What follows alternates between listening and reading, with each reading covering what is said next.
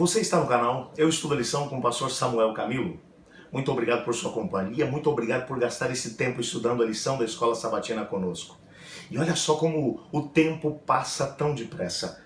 Hoje é sábado, dia 5 de setembro, e estamos iniciando a lição de número 11 do nosso trimestre. Um trimestre maravilhoso nessa lição fantástica escrita pelo pastor Mark Finley. Hoje, o nosso tema será Compartilhando a História de Jesus.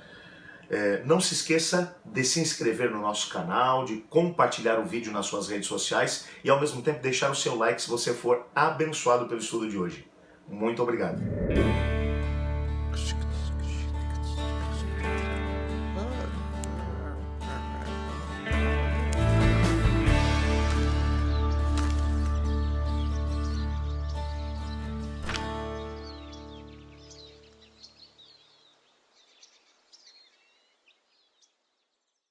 Quando o assunto é testemunho pessoal, existem algumas coisas que nós precisamos frisar. Em primeiro lugar, quando uma pessoa decide testemunhar a respeito de Jesus, ela precisa entender que o personagem principal da história sempre será o Senhor Jesus. Quando vamos falar a respeito daquilo que aconteceu na nossa vida, Cristo Jesus tem que ser o personagem principal. Ele é o indivíduo que conseguiu efetuar toda a modificação, toda a transformação na nossa vida. Algumas pessoas, quando vão falar a respeito de Jesus, falam mais a respeito de si mesmas do que de Jesus, que foi quem operou o grande milagre na vida das pessoas. Um testemunho para ser completo, ele precisa conter alguns elementos. Como eu era antes de me entregar a Cristo, como foi meu encontro com Jesus, como eu sou hoje. Que tipo de mudança Jesus operou na minha vida? Como eu era, o que aconteceu, o momento do encontro com Jesus e como eu estou hoje. Quando olhamos para essa estrutura, que é uma estrutura muito simples, nós percebemos que ela é bíblica. No contexto do Novo Testamento, quando vamos olhar aquilo que foi a experiência dos homens que foram chamados para poder andar com Jesus, os evangelhos não têm uma visão romântica a respeito deles. Os evangelhos mostram claramente quem eles eram. Quais eram suas intenções, que tipo de postura eles tomaram em relação a Cristo Jesus e, na grande maioria, o tempo todo, todos eles estavam interessados em obter poder através do contato deles com Cristo Jesus. Eles queriam ter a possibilidade de ter uma função dentro do reino de Deus, eles acreditavam que o reino de Cristo seria um reino temporal, um reino que seria marcado pela tomada do poder de Roma, a libertação nacional de Israel. E então, no novo reino que seria estabelecido, na dinastia de Davi, que Jesus agora seria o indivíduo que estaria protagonizando o papel de rei, os seus discípulos seriam os seus ministros. E eles agora discutiam o tempo todo, durante 3 anos e meio, eles discutiam para tentar descobrir quem deles era o maior. Aliás, eles estavam fazendo exatamente isso na noite em que Jesus Cristo foi preso, na quinta-feira à noite da última semana dele aqui na Terra. Os evangelhos não mostram uma visão romântica. Mostram, aliás, que eles estavam completamente equivocados. Cada vez que Jesus dizia alguma coisa a respeito do reino de Deus que não se enquadrava dentro daquilo que era a visão que eles tinham a respeito do que deveria ser o reino de Cristo, eles deletavam aquela informação, eles colocavam de lado. Eles só olhavam, ouviam e absorviam aquilo que eles queriam ouvir. E Jesus teve paciência com eles. E Jesus os avisou de maneira bem clara. Jesus disse que o inimigo estava tentando cirandá-los, disse isso especificamente a Pedro, mencionou a Judas que o diabo estava tentando se aproveitar dele para que ele pudesse vender a Cristo Jesus, que Cristo sabia daquela informação. E Jesus trabalhou com Tiago e João, que eram indivíduos extremamente violentos e ao mesmo tempo sedentos de poder. Jesus trabalhou com seus apóstolos o tempo todo. Mas os evangelhos deixam claro que no momento em que ele foi preso e condenado à morte, os seus discípulos não compreenderam o que estava acontecendo. Aliás, eles perderam a fé. Voltaram para a sua velha profissão, a profissão essa que eles tinham antes de poder se encontrar com Jesus. Foram pescar. João capítulo 21 vai mostrar o momento em que Jesus vai de novo chamá-los para poderem voltar para o propósito inicial como apóstolo para o qual Jesus havia chamado. E o livro de Atos, principalmente, vai mencionar que durante os 40 dias que Jesus, depois da ressurreição de Jesus, que Jesus esteve aparecendo para os discípulos antes da sua ascensão ao céu, ele ensinava a eles a respeito do reino de Deus, da natureza do reino de Deus, tentando aclarar na mente deles aquilo que era o grande propósito do Pai ao enviá-lo à Terra para poder salvar a humanidade, a natureza do reino. Aí você vai dizer, e eles entenderam, pastor.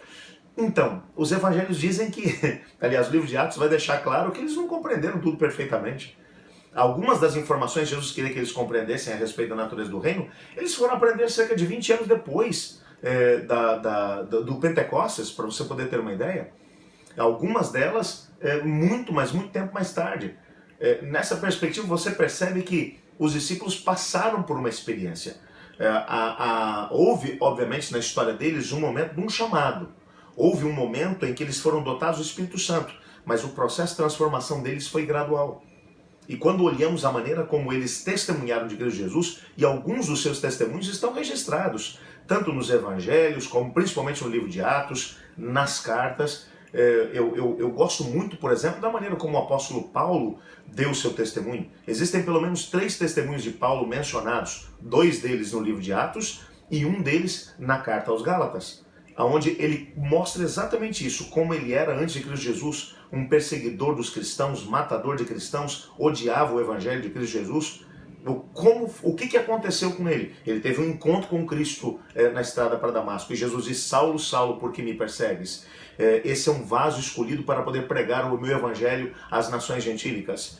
No que ele se transformou? Ele menciona, por isso que eu prego o evangelho para os gentios, por isso que eu tenho a esperança da ressurreição, porque Jesus Cristo também foi ressuscitado. Então, você olha para a estrutura, você percebe nitidamente que esses homens entenderam, passaram por um processo no qual foram compreendendo a vontade de Cristo, no qual foram sendo transformados, mas quando foram testemunhar, eles usavam exatamente essa mesma estrutura. Como eles eram antes de se encontrar com Cristo, o que aconteceu para que houvesse uma mudança na vida deles e aonde essa mudança os levou. É interessante que o livro de Atos, por exemplo, falando sobre os próprios discípulos, o testemunho de mudança, de transformação de vida deles foi tão grande que os próprios inimigos do evangelho reconheceram que eles haviam estado com Jesus. Por quê? Porque eles eram diferentes, eles estavam falando do jeito que Jesus falava, estavam falando com a mesma ousadia que Jesus falava. Portanto, eles passaram por uma experiência de transformação.